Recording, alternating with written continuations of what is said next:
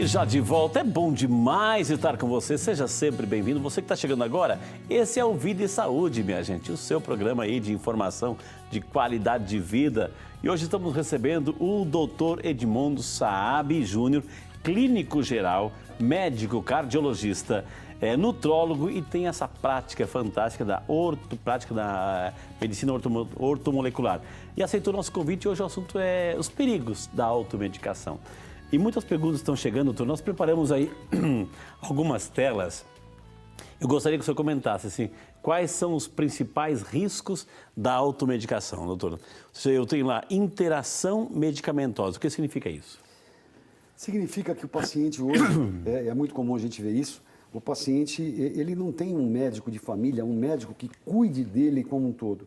Então ele vai no urologista e o urologista dá um remedinho para ele passar a noite dormindo sem acordar para fazer xixi. Aí ele vai no ortopedista porque ele tem uma artrose e ele está tomando anti-inflamatório por causa daquela artrose. Aí ele tem também o cardiologista que dá o remédio para hipertensão e já cuida do ácido úrico, então ele dá um remédio para o ácido úrico, dá um remédio para o colesterol. Então, muitos desses remédios, inclusive... muitas vezes, até o especialista que o atende não sabe de todos os outros remédios que ele toma. Né?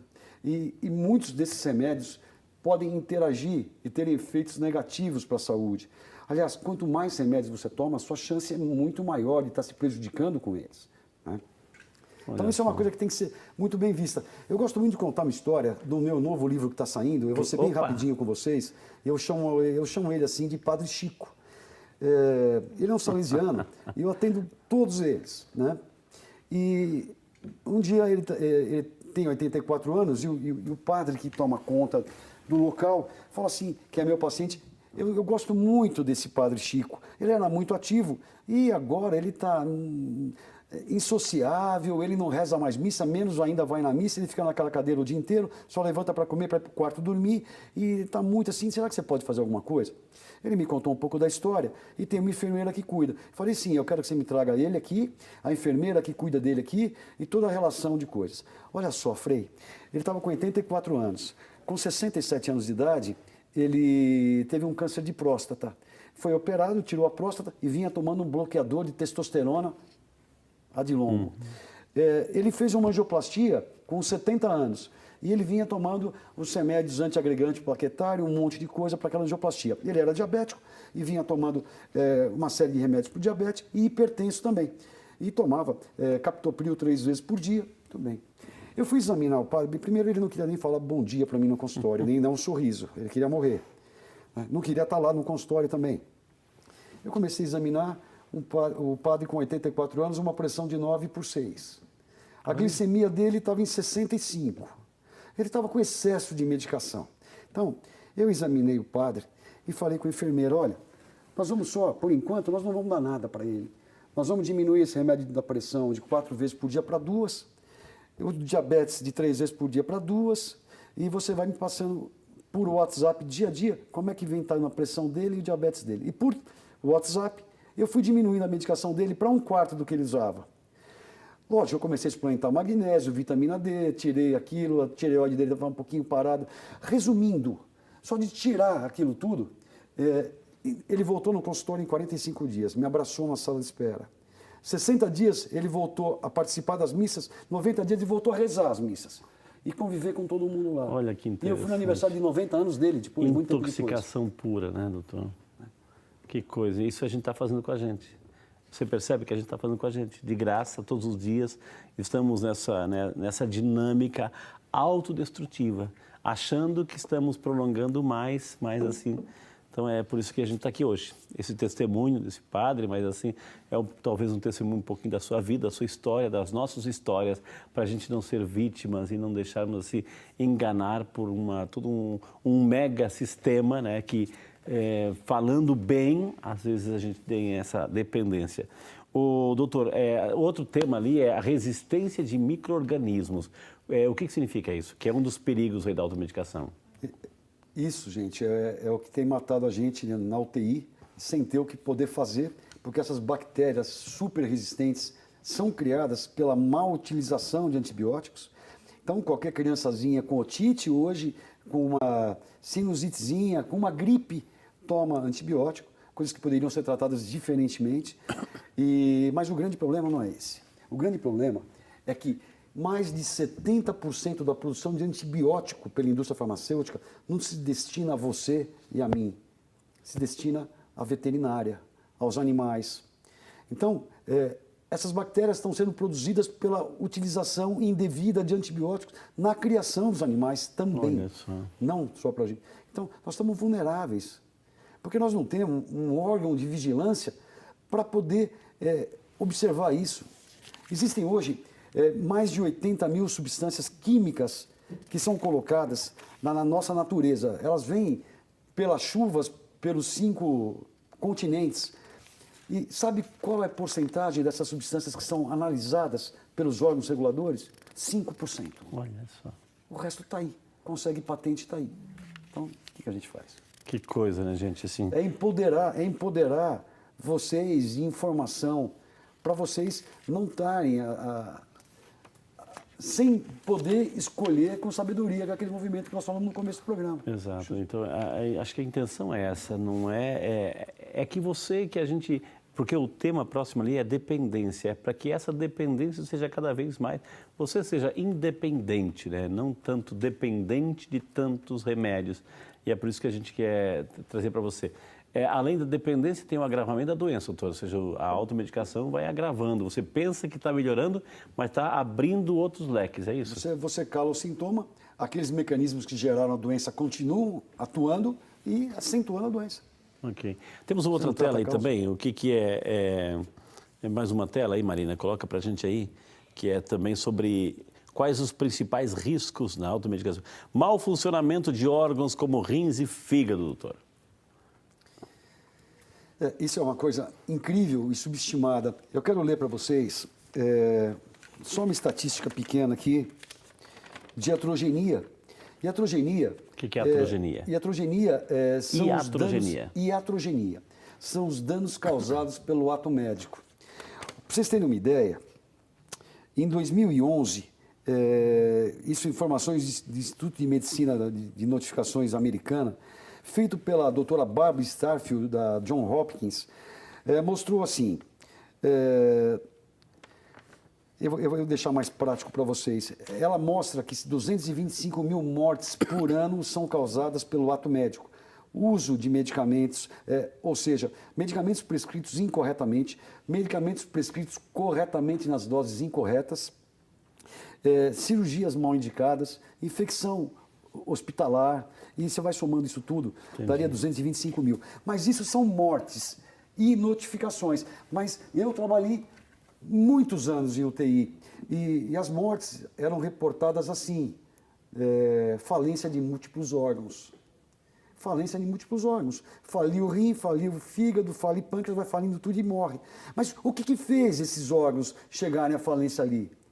Grande parte, com certeza, foi uso indiscriminado de drogas durante a vida.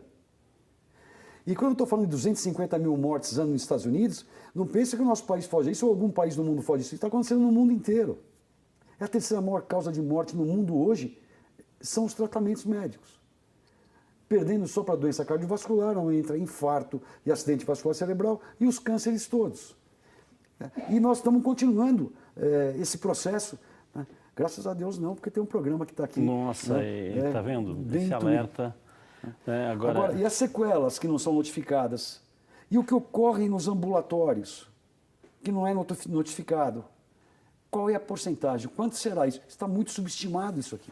Então, gente, tudo isso tem uma causa e às vezes nós somos responsáveis de tudo isso, né? Ou seja, somos levados a uma mídia fervorosa, potente, né? Que a gente vê qualquer coisa, né?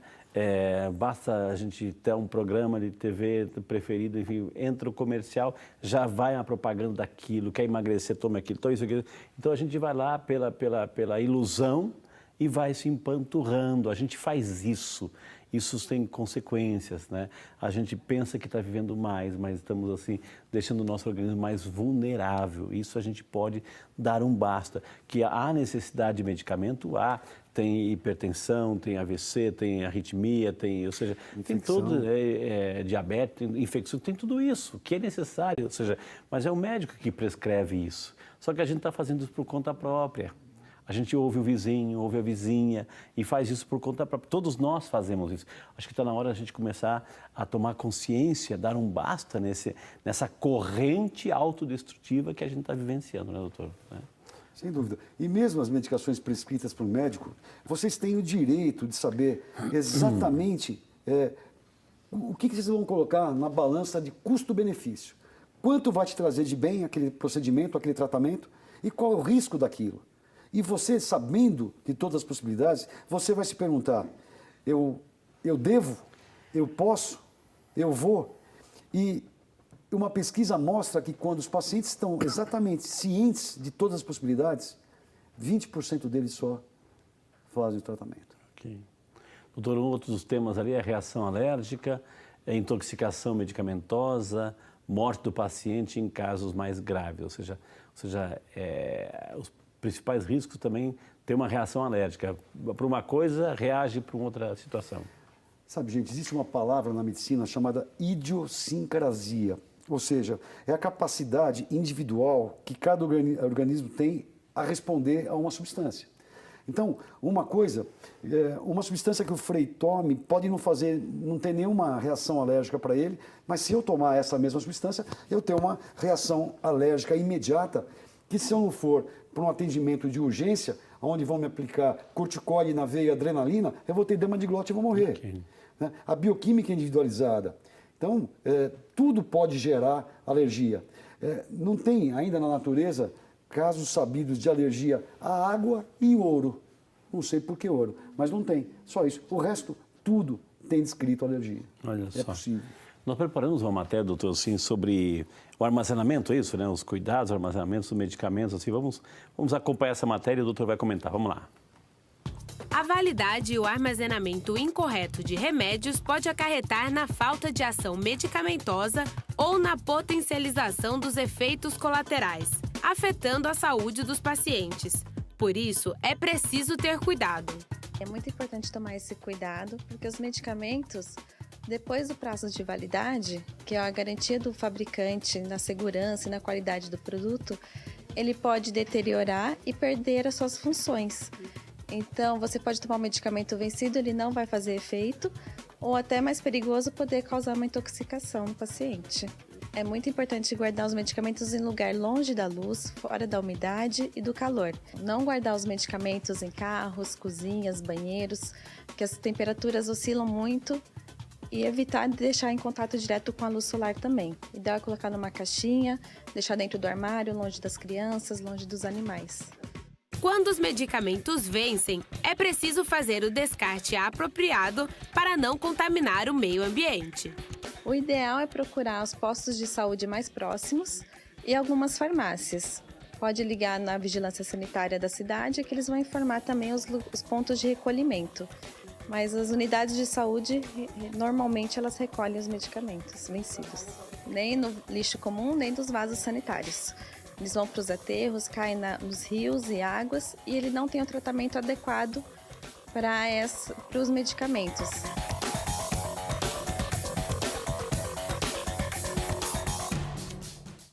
Aí, doutor, mais um alerta aí sobre os prazos de validade, ou seja, o princípio ativo já está indo embora, né?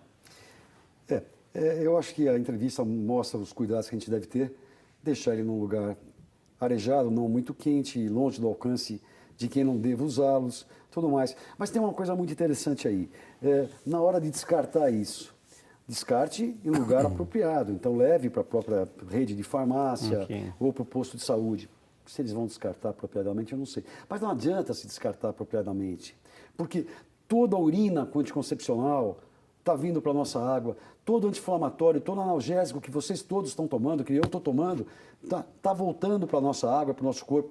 O nosso sistema de tratamento de esgoto, de água, de mananciais superficiais, não consegue tratar e tirar essas drogas. Então nós estamos sendo, quem toma ou quem não toma, contaminados por isso. Olha só. Essa dimensão da coisa. O que teria que Esse fazer, novo livro doutor? eu falo bastante disso. Não, o que teria que fazer, doutor? Assim, nesse caso, assim, eu tenho lá, eu estou vendo o meu estoque, tem muita coisa que eu tomei, já não tomo mais, está lá. O que eu tenho que fazer? Tem que procurar a própria rede de farmácia, as grandes redes têm um lugar que está escrito ali, olha, coloca aqui seu medicamento vencido, eles devem incinerar, devem fazer alguma coisa, né, para não jogar, e esse é o caminho. Mas a doutor, contaminação... vamos lá para a cidade de Werneck, Rio de Janeiro, é a nossa amiga Maria Braga da Silva. Obrigado, Ana Maria, pela participação, viu, querida?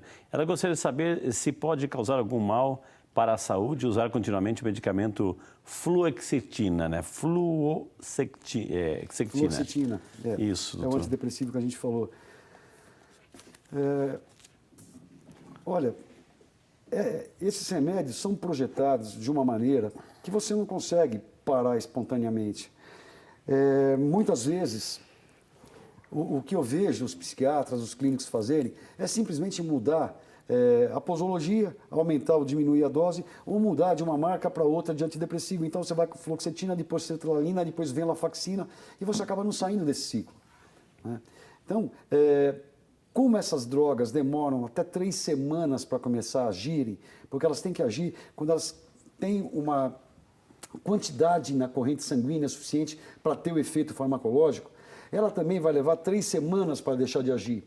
Então, muita gente está tomando uma dose que nem necessitaria, talvez. Poderia ser feito o teste de diminuir, você toma 20 miligramas, então eu vou tentar tomar 10 miligramas e vou observar o que acontece comigo depois de um mês, né? Então, isso teria que ser individual. Agora, a questão de ter que tomar para o resto da vida ou não, eu acho que essa pergunta tinha que ser feita na hora que o colega te prescreveu isso. Isso que eu falo de empoderar você de informações. Ele te avisar, olha, você começar a tomar isso vai ser muito difícil parar. Você vai tomar sempre. Isso vai causar perda de cognição, isso vai causar dependência química e é mais uma droga que seu corpo tem que metabolizar, tem que eliminar. Será que você teria que usar isso a vida inteira? Ou seria por um período só, começar com uma dose e decrescendo? Não, mas ok, ele está lá sim, doutor, ele já está carente, ele está deficiente, ele está fraco, ele está fragilizado. Enfim, ele precisa daquele medicamento. Aí vem essa informação, olha, você vai tomar isso, porém vai ter... Ou seja, ele não vai sair de lá mais depressivo ainda. Nesse caso, o que teria que fazer? Eu creio que não. Eu creio que se estabelecesse um plano, olha, eu não quero que você tome isso para o resto da vida. Nós vamos fazer uma experiência de 3 meses e, ao mesmo tempo, você vai cuidar desse aspecto dos seus alimentos, você vai tomar triptofano, que é um aminoácido, para aumentar a sua produção de serotonina, você vai tomar teanina para aumentar a produção de um outro neurotransmissor chamado GABA, que são neurotransmissores de paz e equilíbrio. Essas pessoas estão depletadas do neurotransmissor e o antidepressivo não faz você produzir mais neurotransmissor. Então tinha que ser uma abordagem sistêmica. Onde são feitos esses neurotransmissores? No seu intestino, apesar de agir aqui. Sua flora intestinal está boa? Então, esse ser humano tem que ser visto como um todo, Frei. Isso tem que acabar, essa indústria tem que acabar com isso. Claro. Parcelar, fragmentar o ser humano por órgãos, ver o ser humano por órgãos, ou seja, que a especialidade é fantástica porque vai a fundo, estuda aquilo lá, porém se cada um pegar o ser humano e repartir os órgãos e cada um dar os seus medicamentos para aqueles órgãos lá, ou seja, perde a noção do todo, né, doutor? Do conjunto da obra, né? Conversa com o paciente, conhece o paciente, como começou essa história, teve alguma perda importante, perdeu um ente querido, o que aconteceu? Perdeu seu emprego? Ele está precisando de um apoio psicoterápico, ele está precisando de carinho, esse paciente. Olha só, não é? Humanizar. E pergunta se ele fica remoendo uma mágoa a vida inteira, fala com ele do perdão, fala para ele que a atividade física aumenta a oxigenação cerebral, né? Começa a cuidar da flora, dá suplemento para ele produzir neurotransmissor e começa com uma dose pequena de antidepressivo e estabelece com ele um prazo, uma rotina de tratamento. Você quer curar ou você quer torná-lo dependente o resto da vida? Exato, ir no seu consultório a cada 2 meses para pegar receita para comprar aquilo.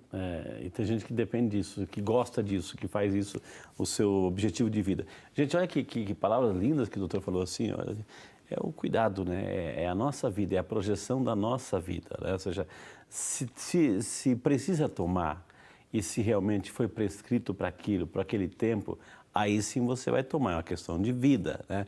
Agora, não faça disso um hábito, não faça um uso indiscriminado de qualquer tipo de medicamento, não precisa. Isso tem consequências, são drogas, gente, são drogas. Isso é a automedicação, que eu já entrevistei mais de 1.500 médicos, todos eles dizem a mesma coisa, cuidado com a automedicação, porque isso traz consequências, né, trágicas para a vida, viu? Eu vou chamar o intervalo, na sequência temos muito mais informações para você. Vai ligando, gente, o tema tá bom. A gente volta já só para você.